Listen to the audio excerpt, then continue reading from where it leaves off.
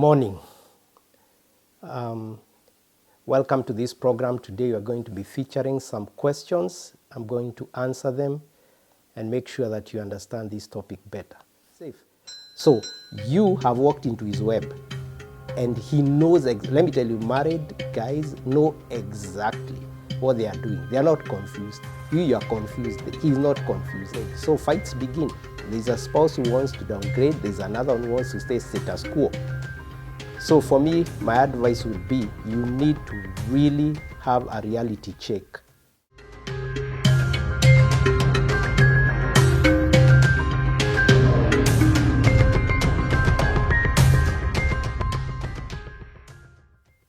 Hi everyone, welcome back. This is our episode 1 and this is season 1. We're going to be covering questions on Coffee with Charles. So I'm going to read questions that have been written to me and possibly give you an answer of what I think about the issue. This is my personal opinion, and so let's start, okay? So the first question is, someone writes here, I'm married. I've been married for the last 7 years, and these economic harsh times have brought a lot of fights at home. My husband does not want to downgrade the lifestyle we have, and we are getting into deeper debt. Help.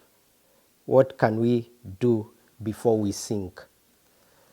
So you can imagine the kind of life that people are going through right now. With the escalation of the Kenyan shilling, I'm sure things have started going up, and they are going up and they are not stopping. So you notice that what kind of money Kenyan shilling was before, it's become definitely less than what it would buy before. You find that the salary that is constantly in Kenyan shilling is decreasing in power. So if you had 10,000 shillings, probably now it's like 5,000 shillings of that time. And so most families, when they are hit with this thing of financial crisis and crunches, and including the taxes that have been added on them, it's become a hard time to live in. And this directly goes to affect those people who are at home, who are married, who are raising children, and really they have built a life based on what they used to earn. So they used to earn like, up there, whatever money, 100,000, 200,000, but now it looks like 50K. So the life has become harder. So what happens? You start these conversations in the house, like this person is asking, like, let's downgrade. Maybe we need to move from this house to another smaller house. We need to remove our children from the schools they're in to a lesser expensive school. And so when you're doing that, the other spouse might not be buying this because you're already used to a certain lifestyle. So if you're used to driving your car, you're used to buying certain food, you're used to going to certain places to eat, you're used to visiting some joints, it becomes very hard to downgrade. So fights begin. There's a spouse who wants to downgrade, there's another one who wants to stay status quo. So for me, my advice would be you need to really have a reality check. Otherwise, you're going to get down and dig that hole and dig it so deep that you won't be able to get out. This question already says that they are growing deeper in debt, because if the money is not enough, what happens is that every month someone has to borrow or someone has to get into a situation where they ask things on credit.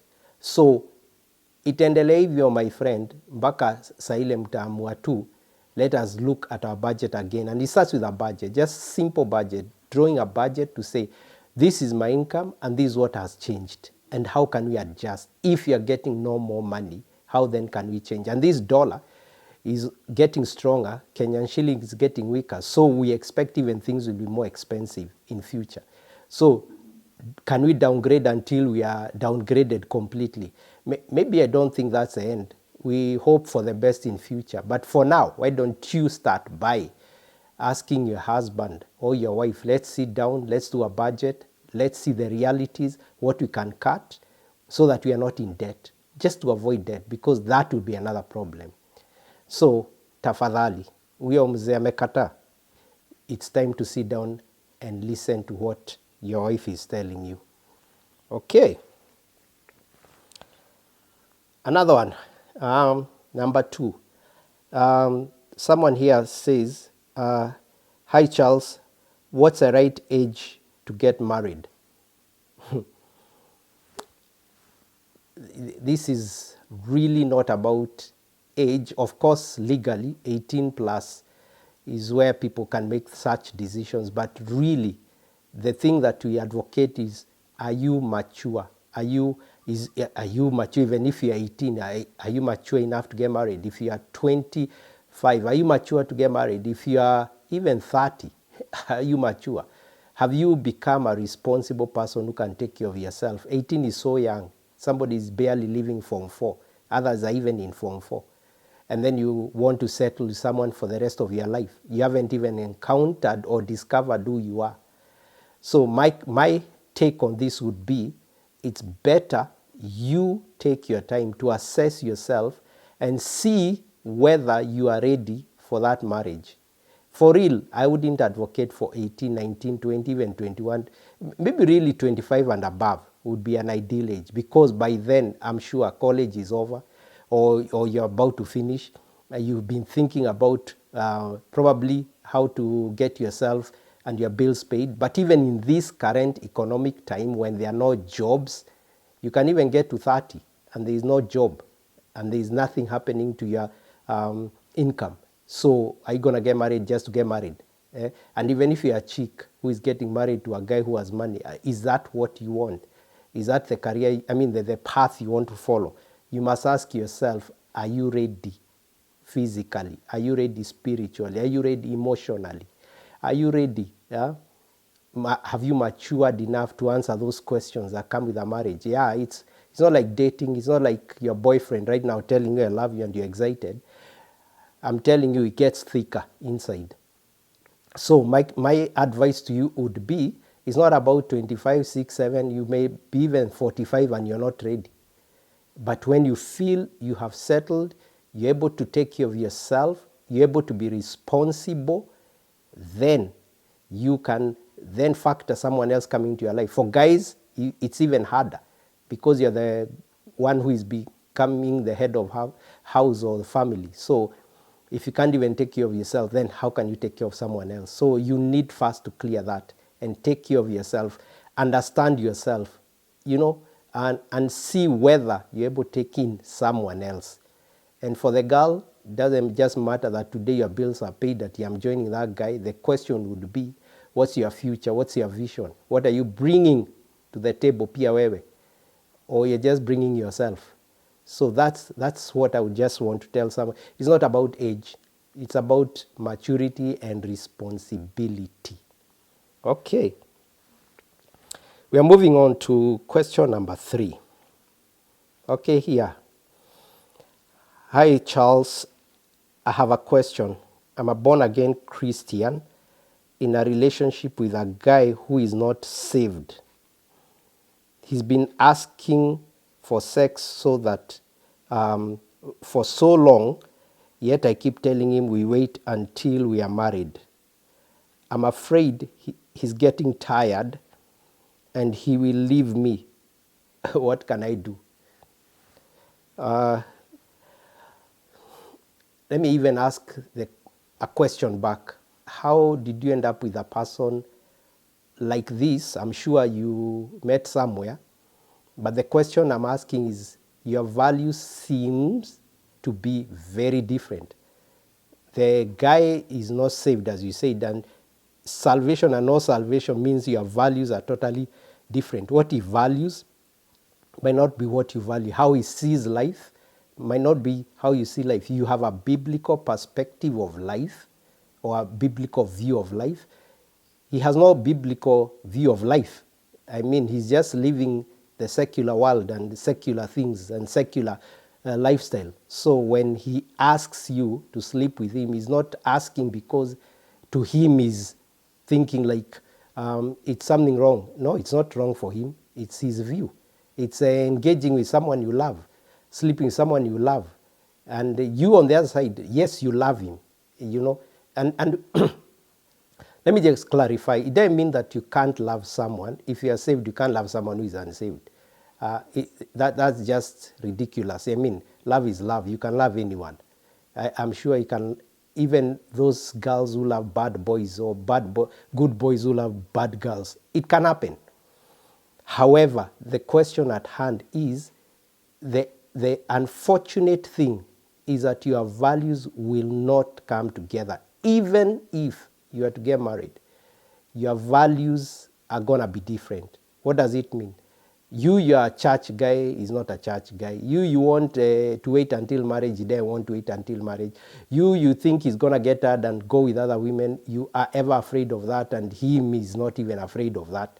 He can even go to another one and still come back. His values don't convict him. His conscience doesn't speak, to him like yours, because you are alive in the spirit. Your conscience is talking. So I'm asking, do you want to go on with this, even beyond this dating and to get married and stay alive, where you two are clashing over values? Is that what you want? And you start to ask yourself, is that the kind of life you're going to sign up to? Probably you don't know what to do. And so I would like to advise you, if you think that you want a life of long-term, long-term peace, long-term values, long-term getting to know someone without feeling they're pressuring you, then choose a person who you share common values. And that common person might be a person also who has a biblical view of life like you do. Otherwise, utakuwa pressured na unaweza give in, because hii pressure inamaanisha you'll be left. So you might just begin to think like, oh, ataniacha, and then you give in. But when you give in, who will be guilty? It's not him, it's you who will be guilty and suffering. So, unfortunately, I advise you to take a different view of this question and begin to think for yourself. What's your future? Not just now, not just the next 1 year. Do you want to live like that for the next 10 years? And so that's why the Bible also advises Christians to marry someone of the similar faith, so that this clash is not there. Not that Christians are perfect. Definitely, they also have their own problems, because they're still human. So basically, I would advise you, choose someone who you believe in the same things, and you'll be at peace. We can go to question number 4, okay?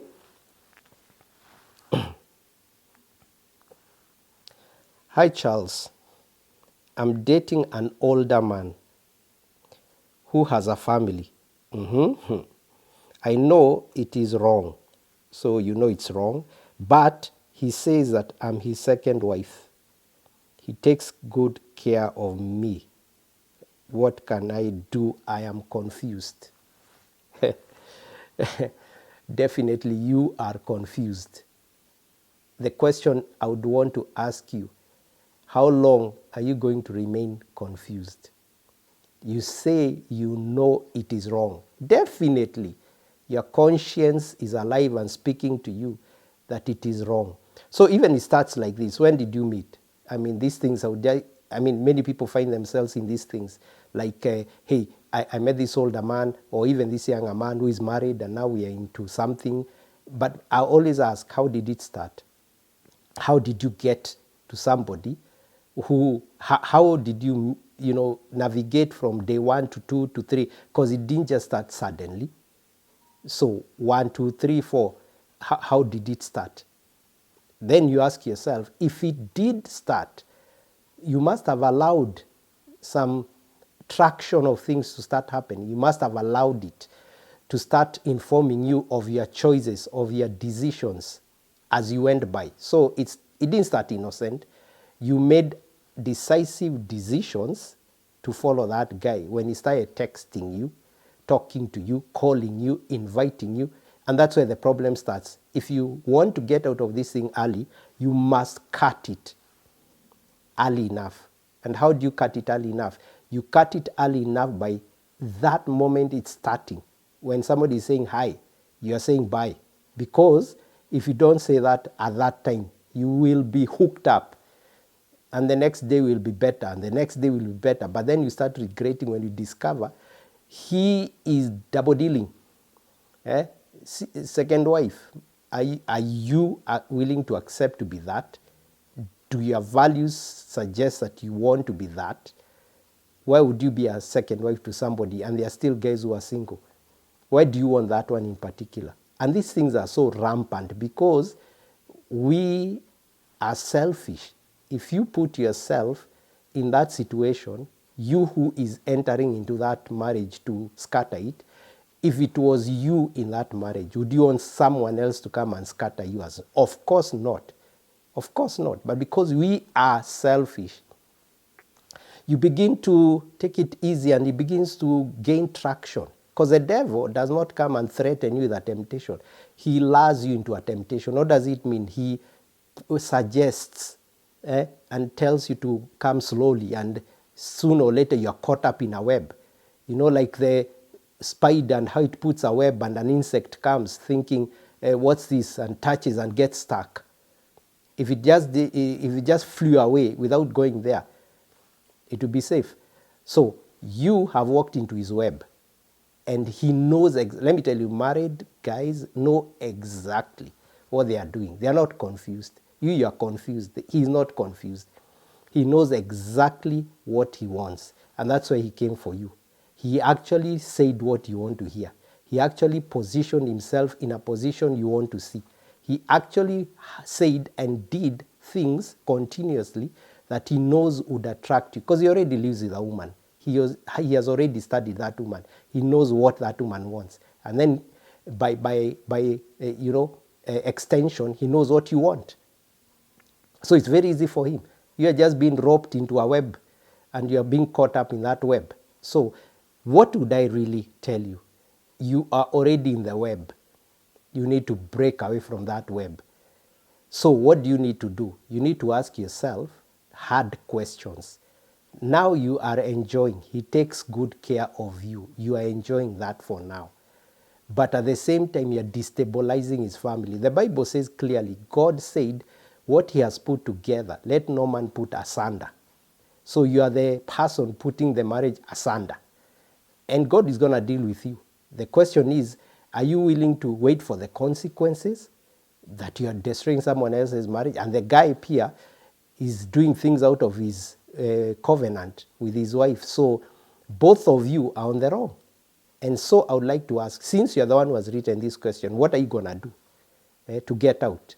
You're already roped in. And I said, for those who are in similar circumstance, start asking yourself how I'm going to leave that continuous luring of the devil early enough before I'm caught in the web where I can't leave. I've gone too deep. I'm in this thing. I'm too much in love. I'm too stuck with his provision. I'm already in an apartment that is being paid. I already have his child. I already have, bills being paid. I already am in school. My fees is being.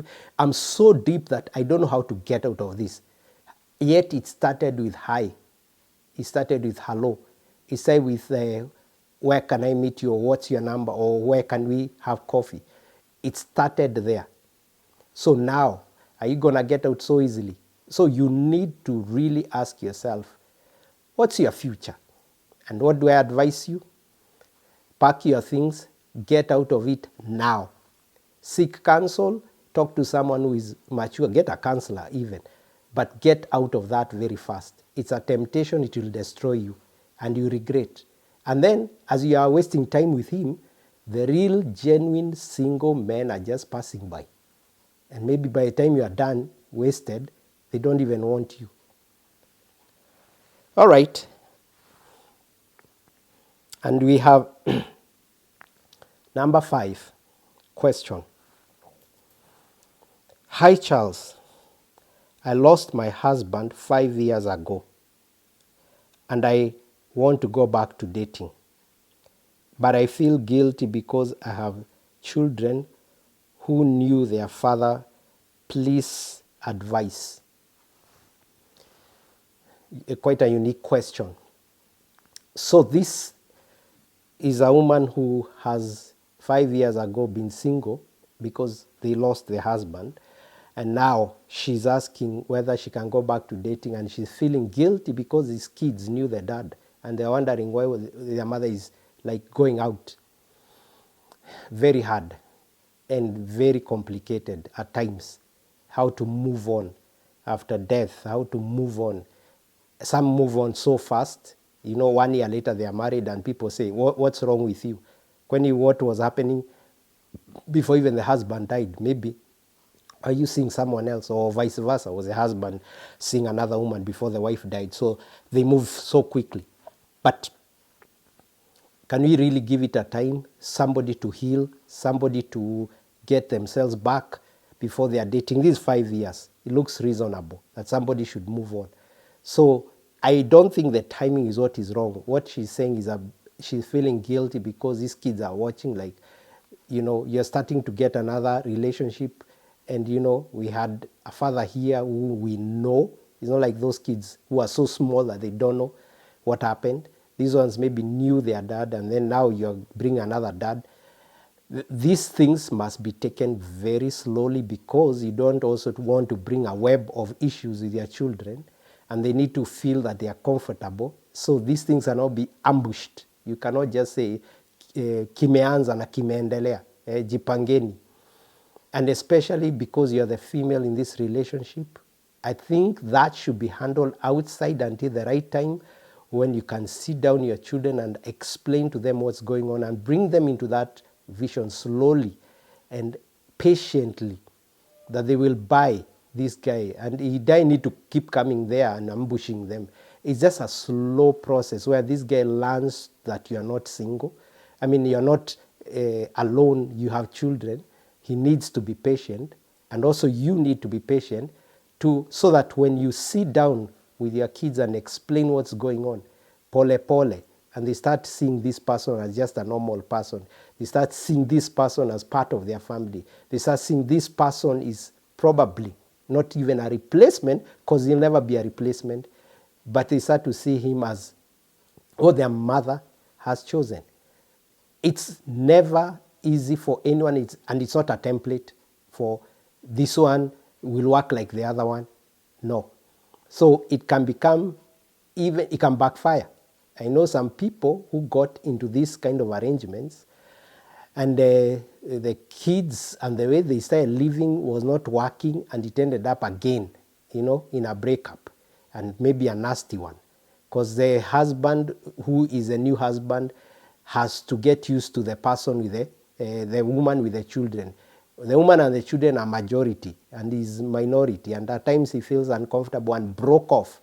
Or they didn't want him, they pushed him out. Or the mother saw this girl was doing something to the kids and they broke up. Or the discipline, or what he thinks. And it happens to both the wife and the husband. So it could also be a wife who has come into a family where there's a husband and children. Maybe you're the one there. And it's very difficult to fit into that, because those kids and the father have a culture, a life, and they used to have a mother and a wife. And you are the one coming in now. Are they going to buy your story? Are they going to buy your vision? Are they going to accept you quickly? And if they don't accept you quickly, then you start to ask yourself, is this going to work? So what is the key word I'm talking about? Patience. Be very patient with these situations. They don't just work automatically like single people, or people who are divorced, or death has come in and the spouse is gone, and then they don't have children. Where children are involved, it's going to be slow. So take your time, think this through, see someone, talk to a counselor, talk to someone who understands marriage, and two of you can go through this session, and even the man, and maybe see what turns out. We may not know how successful it will be, but hey, after 5 years, I think you're good to move on, if that is what you want. So we take a break here, and when we come back, we'll be dealing with more questions on coffee with Charles.